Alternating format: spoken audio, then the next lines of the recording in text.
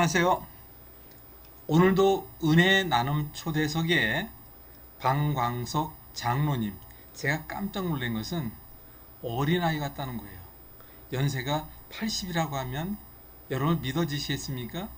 근데 장로님과 잠깐 이야기를 나누다 보니까 장로님은 진짜 청춘이에요. 그리고 장로님이 현재 준비하고 있고 앞으로 다음 세대를 위해 준비하신 내용들이 너무나도 아름답고 귀하다는 거예요.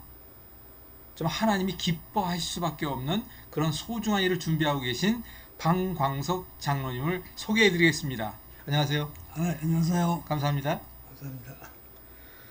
제가 안국동 안동교회 유치원부터 시작해서 지금 연세가 80이신데 저희 지금 방송국에 가장 연세가 많으신 분의 좀 참여자이십니다. 감사합니다. 제가 다시 한번 감사 말씀을 드리고요.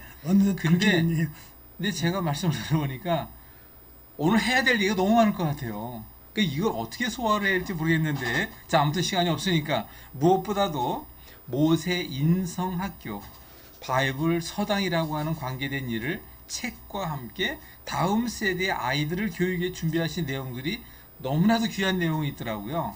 그러니까 제가 질문 한 가지 먼저 드리겠습니다만은 그 바이블 서당에 대한, 그리고 아주 쉽게 얘기해서 그 한 가지를 가지고 어떻게 아이들에게 교육을 시키며 그런 부분을 갖다가 예를 들어서라도 제가 지금 시간을 좀 드릴 테니까 좀 설명을 좀 해주시기 바랍니다. 예. 먼저 이제 저는 그 교회 그동안 다니면서 교회 내에서 제가 맡았던 게 주일학교였습니다. 네. 주일학교 교사를 맡았고 부장도 오랫동안 맡았고 하여간 그 아이들과의 관계를 친밀하게 이렇게 해왔죠. 네.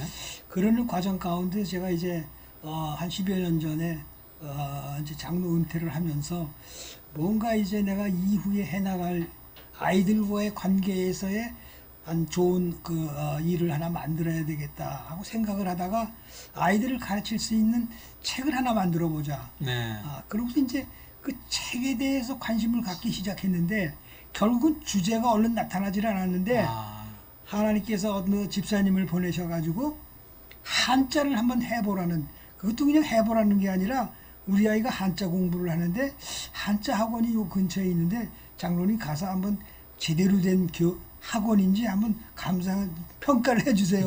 그런 얘기가 있었어요. 남들은 한자를 정말 멀리 하는데 정말 생활 가운데서 필요한 것이 한자라는 걸 저는 알고 있었거든요. 네. 보통 4급까지 한자를 따게 되면 한 1000자 정도가 되는데 그 생활 한자 1000자를 알게 되면은 생활하는데 불편함이 없어요. 옛날 같으면 신문 같은 것도 다 한자로 읽을 수가 있고, 그래서 그 4급이라는 기준을 놓고 성경 안에서 한자를 찾아가지고 그 이제 스토리를 풀어나가는 거죠. 그래서 이제 예를 들자면은 제1과에 천지창조 그러고 나오면은 하나님께서 첫째 날 빛을 만드셨습니다. 그러면 이제 빛 광자, 그다음에 이제 둘째 날 하늘을 만드셨습니다. 그럼 하늘 천자. 그래서 그 옆에 이제 또 영어도 이제 나오고 이런 식으로 해가지고 아이들에게 성경과 한자를 매치시키는 거죠. 인간에게 있어서 기억력이라는 것은 뭐냐면은 스토리 안에 들어있는 기억은 오래 갑니다. 잊혀지지 않거든요. 그래서 이제 그 스토리가 주는 그 하나님의 교훈의 말씀을 쉽게 풀어서 아이들한테 넣어주는 거죠. 그리고 늦게 되면은 이것이 지속되면 지속될수록 아이들이 변화하기 시작하는 거예요. 저는 처음에 이거 1년 동안 어떻게 처음에 했냐면은 학부형하고 같이 엄마하고 같이 나오라고 그랬어요. 그래서 이제 제가 나중에 사진 보여드리겠지만 공부하는 거 보면 엄마하고 다 같이 있어요. 엄마들하고. 그러니까 엄마하고 자녀가 나와서 하나님의 말씀을 듣는 거는 정말 효과적이거든요. 그렇죠. 그리고 이제 그 이야기의 화제가 소통이 지속될 수가 있고. 그래서 이제 그 성경 구약에 나오는 그 84개의 스토리를 뽑아서 그거를 그 12과씩 7권으로 나눴습니다. 그리고 그 안에 이제 한자를 쭉 4급 이하의 한자만 발굴한 거죠. 중요한 문제는 뭐냐면 저도 처음에는 한자의 무게를 이렇게 몰랐어요. 그런데 한자에 관련된 책을 읽다 보니까 이 한자가 어마어마한 거예요. 자우한. 그 어마어마한 원인이 어디에 있느냐? 쉽게 얘기하면 노아의 후손 셈이 동쪽으로 이당해서 황하강 유역에 이르렀을 때 비로소 뜻글자인 한자를 쓰기 시작했거든요. 만들기 시작했거든요. 그렇죠. 시대적으로. 왜냐하면 처음에는 이제 상형 문자라고 그래서 그림 문자를 네, 사용하다가 인간의 소통이 좀 어려운 것을 이야기하고 싶고 그러니까 뜻글자를 만들기 시작한 그렇죠. 거죠. 그런데 놀랍게도 그 안에 창세기가 들어갔다는 것은 뭐냐면 시대적으로 네. 예를 들어서 노아가 930년을 살았어요. 그렇죠. 그러면 무두셀라가 960년을 예, 살았거든요. 예, 예. 그러니까 두 사람의 연륜만 합해도 거의 2000년, 1500년이 가는 거예요. 그렇죠. 그러니까 이 노아의 후손들이 황하강 유역까지 이주를 하면서 중국 한족을 이루면서 한자를 만든 것이 바로 노아의 후손이 되는 거예요. 근데 그 세대까지 연륜을 따져보면은 빠르면 3대, 하나 더 잡으면 4대. 그럼 우리가 인간사에서 말이죠. 4대 할아버지 때에 일어났던 역사적인 근거나 사실들이 구존으로 전해지거든요. 그렇죠. 그렇게 보면은 이 한자를 만드는 사람들이 한자를 만들다가 예를 들어서 뭐 올레자, 온다는 거를 뜻을 가진 걸 만들겠다 했을 때 이걸 어떻게 만들까? 그러다가 우리가 구약에 보면은 하나님께서 에덴 동산을 거닐다가 아담과 이브를 부르신 게 나오죠. 부르시는 장면이 나오죠. 아담아 어디 있느냐? 그렇죠. 그런데 아담이 나오는 게 나무 뒤에 숨었다가 나오거든요. 네, 아담과 이브가. 그럴 때 그러니까 온다는 뜻은 뭐냐면 나무 목자를 쓰고 사람이 양쪽에서 한 명씩 나오는 네, 거예요. 그게 되는 거예요. 그렇죠. 한두 끝도 없을 것 같아요. 네, 그렇죠. 그래서 예. 제가 일단은 여기까지 모든 하세요. 걸 또 다 밝혀놓으면 재미가 없어요. 한 자만 그래서- 더 글자 한 자만 더 할게요 제가. 그래요. 이건 반드시 예, 해야 되는데 예, 우리가 희생 희자라는 게 있거든요. 예, 그렇죠. 그럼 희생 희자를 어떻게 쓰느냐? 이거는 참 내가 희생 희자는 옆에 소우자가 들어갑니다. 소우. 네, 네, 소우자가 들어가고 가운데 양양자가 들어가거든요. 네, 그다음에 뭐냐면 빼어날 숫자가 들어가요. 밑에. 네. 그다음에 찌를 과자가 들어가요. 아, 그렇군요. 그러니까 소와 양의 흠 없는 것. 흠 없는 그 숫자가 흠이 없다는 얘기거든요. 네, 네. 완벽한 거. 네. 수미양가 할 때 나오는 네. 거거든요. 그 흠 없는 것을 창으로 찔러서 잡아서 제물로 드린 거예요. 이게 희생 제물이거든요. 그럼 이거 우연이라고 생각하십니까? 시자라는 거는요. 정말 그거 제가 말씀을 못 듣거나 안 듣거나 그냥 넘어갔으면 큰일 날 뻔했어요. 아, 그러네요. 그게 좀 이런 막상- 자가 한둘이 아닙니다. 네, 그걸 들어보니까 이것을 이렇게 진행할 것이 아니라 그 부분에 대한 것은 별도의 교육 프로그램으로 네. 따로 좀 제가 네. 준비를 좀 생각해 보도록 네, 하겠습니다. 그럼 이야기를 조금 좀 바꿔가지고요.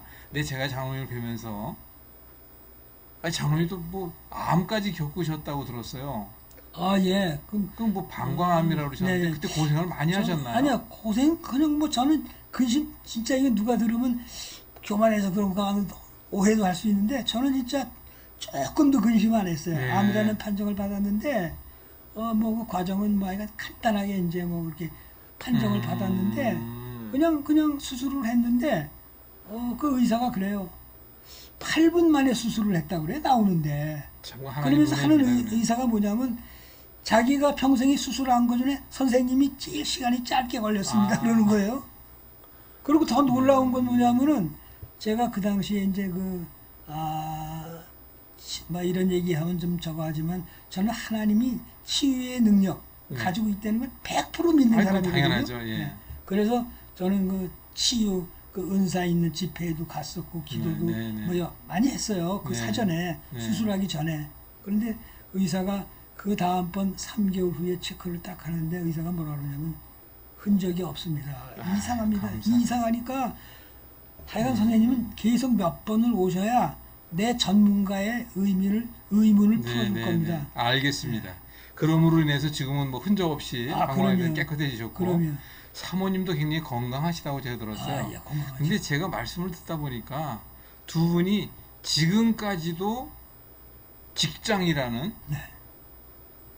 수입이 있는 한 달 폐유를 받는 일을 하고 계시다 들었어요. 예, 뭐 그렇죠. 사모님 특히 뭐 미술 전공에다가 뭐 지금까지도 일을 하고 도대체 이게 무슨 얘기예요? 도대체 이게? 근데 제 집사람 같은 경우에는 이제 그림을 전공해서 제 책에는 그림이 계속 나오거든요. 네네. 84개가 그림이 나오는데 그거 다 이제 우리 집사람이 컴퓨터로 그렸죠. 네네네. 그랬고 이제 저는 글을 썼는데 참 하나님의 은혜라는 게 저는 건강이 그렇게 중요한 줄 몰랐는데 나이가 70을 넘어서부터 제가 알았어요. 건강 네. 중요하다. 모이면 건강 얘기니까 우리 친구들이. 그렇죠.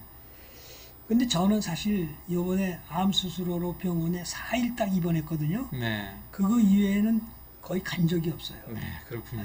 근데 우리 집사람도 뭐 저보다 튼튼해요. 그래요? 네. 제가 좀 이야기를 쭉 말씀하신 내용을 듣다 보니까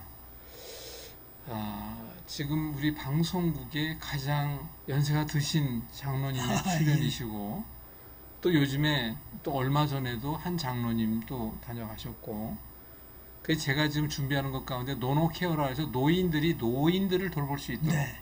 하는 그 노노케어 프로그램을 좀 진행을 하고 있거든요. 그렇군요.